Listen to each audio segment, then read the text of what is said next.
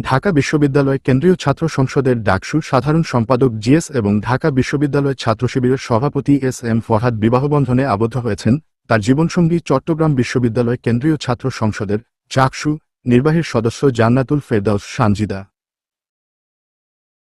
24শে December 2025 বুধবার দুপুরে রাজধানীর কাঁটাবন মসজিদে পারিবারিকভাবে তাদের আকদ সম্পন্ন হয়। পরবর্তীতে একটি রেস্তোরাঁয় ঘরোয়া পরিবেশে দুই পরিবারের সদস্য ও ঘনিষ্ঠজনদের নিয়ে বিবাহোত্তর মধ্যাহ্নভোজের আয়োজন করা হয়।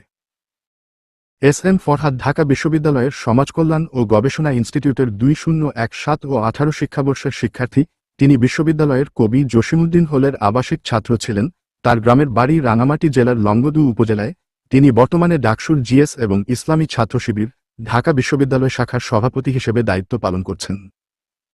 কনে জান্নাতুল ফেরদাউস সানজিদা চট্টগ্রাম বিশ্ববিদ্যালয়ের সমাজতত্ত্ব বিভাগের 2022 ও 23 শিক্ষাবর্ষের তৃতীয় বর্ষ শিক্ষার্থী। তিনি চাকসুর নির্বাহীর সদস্য হিসেবে দায়িত্ব পালন করছেন।